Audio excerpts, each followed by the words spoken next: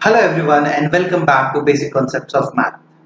I hope you have liked my last video, and today what we're gonna do, we're gonna move ahead into the basic concepts of geometry and gonna move from lines to angle. So let's not waste time, students, and get started. So let's do a quick recall. Last time we were learning about what are the basic building blocks of any shape. And students, can you recall what was the answer? Yes, students, you guys are correct. All the shapes are made up of lines and angles. We have already learned about lines, right? We have also learned about what are the types of lines. We have seen line segment, line, ray, etc. Today, we're going to learn about angles. So let's not waste time and start learning about an angle. So the question arises, sir, what is an angle? Let me simply help you to understand this. First of all, let's think about a shape of an angle. Now quickly just understand and try to observe this shape. How it is made. What are the things which is used in this? Can you recall from the last video? You can observe two rays. Both are having same endpoint. And that's what an angle is. An angle is a figure formed by two rays called as the side, which have the common endpoint, and this common endpoint is known as vertex. Students, this definition is very important. You guys can remember, and this is not really rocket science kind of a definition. It's what you observe is the same thing written right over there. But the question arises, so we have seen different types of angles. The angles are not always 45 degrees. So are there any types of angles like we had in lines? So students, that's the right thing. Yeah, we are gonna have a lot of types of angles. And this video is very small to cover all of that. So today what we are gonna do, we are gonna learn about types of angles, but we will only learn about types of angle based on their measurement. So let's see which are the types of angle we are going to learn today. The first type we will learn is acute angle, right angles, obtuse angles, straight angles, and reflex angles. So let's not waste time and let's get started. We'll start with acute angle. So what is an acute angle? Acute angle is basically an angle whose measure is always less than 90 degrees. So if I draw an angle like this, whose measure is 45 degree, which is less than 90 degree, is called an acute angle. Do remember, student, all the angles below 90 degrees is considered to be an acute angle, as you can observe over here. So therefore we say that the measure is always between 0 to 90. That doesn't mean the angle which have a value of 0 or angle having a value of 90 can be considered as acute angle. Any angle greater than 0 and lesser than 90 is considered to be an acute angle.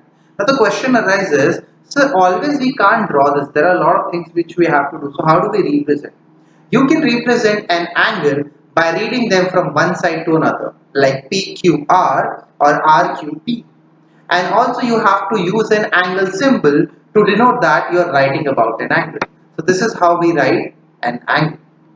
Moving further from acute angle, what was the second angle? Yes, students, you guys are correct. We are studying about now right angle. Now, right angle is very simple. It will always and always have a measure of 90 degree. That means an angle whose measure is always constant, which is 90 degree. Now, if you can quickly observe the diagram, you will be able to understand ray AB is perpendicular to ray BC. This is what you guys need to always remember. Angle, which is a right angle, the rays are always perpendicular to each other. And this can be read as ABC or CBA. So always remember, it's gonna always be a perpendicular and its measure is gonna be 90 degrees. Moving further to our third type, which is nothing but obtuse angle. When we talk about an obtuse angle, its angle is always greater than 90 and lesser than 180. So any angle which is having a value or the measure greater than 90 is called an obtuse angle, and its measure always in between 90 to 180 degrees. Now the students will also need to understand a, a, an obtuse angle can also make an acute angle with it if you just extend this ray right over here. And there is a formula to find out if I extend this ray, what will this part or this acute angle will look like and what will be its measure. So this is the formula, student, which you have to remember. If you are given with an obtuse angle and somebody asks you what will be the supplementary acute angle which you can draw right next to it, you can use this formula. You can take 180-degree angle and put the value of acute angle to find out the obtuse angle, or you can do the opposite. That means you can subtract obtuse angle from 180 to get the acute angle. Let's take this example. The obtuse angle is 120. If I subtract 120 from 180, we get 60. That means the acute angle which we will get if we'll extend ray OQ will be 60 degrees. Moving further to our fourth type, which is nothing but straight angle. Now you'll be thinking, straight angle? Let's see and observe this.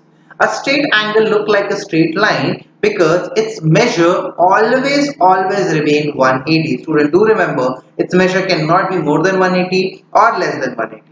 Since it appears straight, it is known as straight angle, and this straight angle can be made by one obtuse and one acute angle if you draw one more ray in between. So let's move further to our last type, which is reflex angle. Now student, do remember this is very complicated type of an angle and a lot of students make mistake right over here. So don't forget to pay attention to this one. So in reflex angle, always measure greater than 180 and lesser than 360. Let's see how do this angle look like. So as you can see, this blue color part is the measure of this angle or the reflex angle. As you can see, reflex angle is always greater than 180 and always lesser than 360. Now the question arises, sir, how do it look like so different? Why it is at opposite side? Now do remember, student, a reflex angle always is with another angle, and both the angles are complementary. That means when you add them together, they are always add up to 360. Therefore, you always have to remember a reflex angle cannot be 180 or 360, it is always in between. Now the question arises, sir, how do we find it out? What will be the value of this reflex angle? Let's consider this angle which is right over here is known. At least you require one angle to be known if you want to find it out. So let's say this angle is 120 degrees. So we have a formula, 360 minus measure of the angle can give you the reflex angle. So 360 minus 120 of this angle will give me 240. That means the reflex angle will be 240. So student, I hope you have got this kind of a question. You may practice reflex angle question because it is very common and not everyone remember about it. So let's just quickly revise whatever we have learned in this video. We have learned about that there are different types of angles, and in this video we have learned about types of angle based on their angle measure.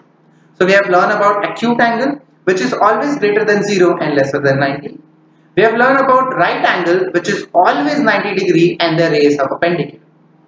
We have also learned about obtuse angle, which is always greater than 90 and always lesser than 180. And we have learned about a straight angle, which looks like a straight line whose measure always remain 180. And we have also learned at the end the reflex angle, which is always greater than 180 and always lesser than 360. And do remember its formula, 360 minus the measure of the angle can give you the reflex angle. So students, I hope you have learned types of angles and you find it interesting. In the next video, we'll learn about some more basic concepts. For now, bye bye, take care.